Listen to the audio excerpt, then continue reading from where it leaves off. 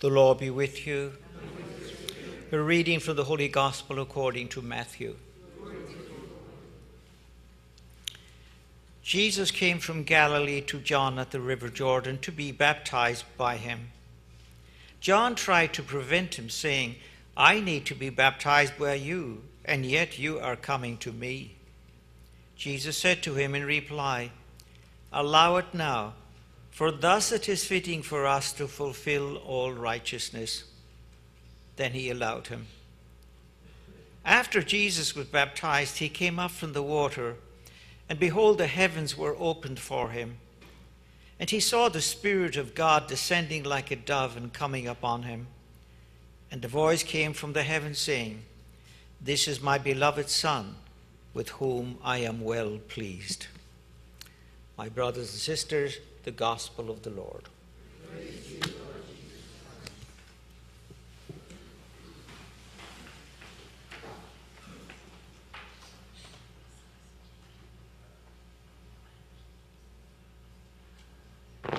I hope you saw the epic movie called Gandhi, starring a wonderful actor called Ben Kingsley. Mahatma Gandhi, born in India, was educated in London, where he became a barrister. And then he went to South Africa and got involved in the political system there, that terrible poison or system of politics called apartheid, the separation of the races. And on one occasion, he had a terrible bad experience on a train in South Africa. He was attacked because he was a dark man and so on. So he decided to go back to his native land of India. And there, of course, at that time, back in the 40s, India was ruled by the British, really ruled by the British. And so one thing they wanted, like most countries who are oppressed, they want independence. And so he embarked on a nonviolent system of protests, fasting, prayer, and time to time anti-government processions and marches. And of course he was arrested several times and put in jail. We all remember his scantily clothes, his fasting, his prayer vigils, his marches, and his opposition to what is called the salt tax of the time. Eventually, the British gave in to him. And in 1947, India was granted its independence. And today he is called the father of India. And he did all this to identify with the poor in his country, in solidarity with them. And we say today, he felt their pain. In this evening's gospel, we have another example of a man who identified with his people. He wanted to be in solidarity with them. And so he submitted himself to baptism, even though, as John said, there is no need for you to be baptized. But the point was, he wanted to let the people know he felt their pain. And so he submitted himself to baptism and embarked on his public ministry. A priest who has belonged to the Church of Our Lady of, not Lourdes, St. Rosa Lima in Miami Shores, became a very famous scripture scholar. His name was Father Raymond Brown. And on one occasion he said this: "The day that I was baptized was more important than the day I was ordained a priest." An extraordinary statement. The day he was baptized. On a certain day, we were all baptized. We were taken to a church somewhere in this country or elsewhere. And our godparents made certain promises to God on our behalf. They committed us to a certain kind of lifestyle, a way of life that reflected the life of Jesus. That our way of life would be following his, as his ambassador, as St. Paul calls us. You know what an ambassador does? He goes to a foreign country, he represents the American government, the American system, its values, its philosophy, and so on.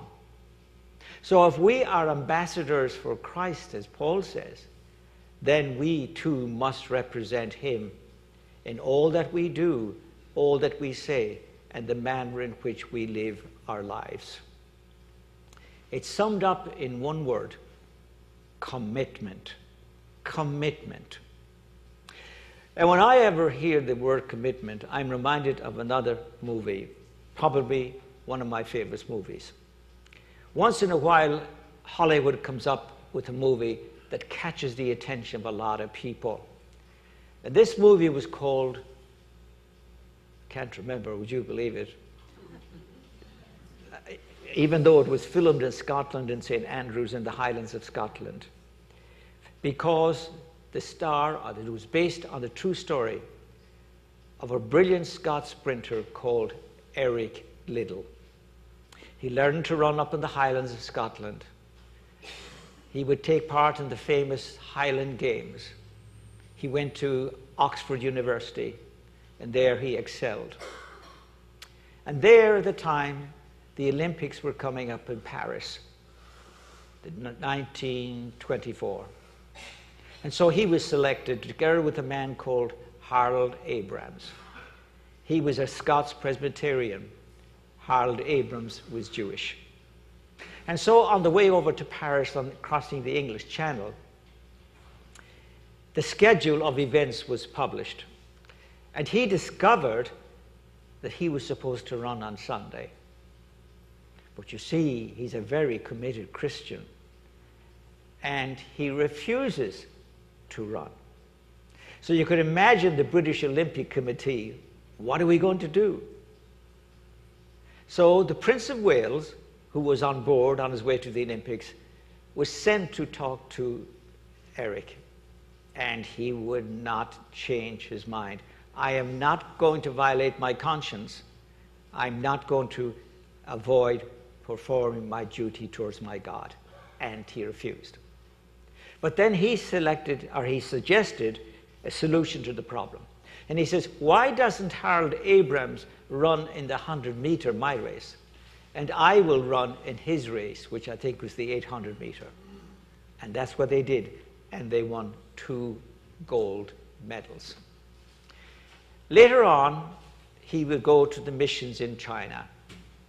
He would bring his wife and 2 children over there. But then you remember the Japanese invaded China. He was arrested, sent to a concentration camp, where he continued his missionary work. But eventually he died in that concentration camp. And some years ago, I remember reading that his body was brought back to be buried in his native land in Scotland. That is commitment. That is what commitment means. You know, living up to God's word, to the baptismal promises that were made and promised by our godparents.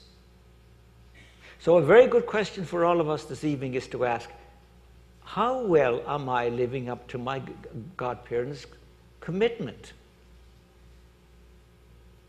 You know, I went out for breakfast this morning, and I was sitting there, and there was a time when I didn't bless myself before breakfast.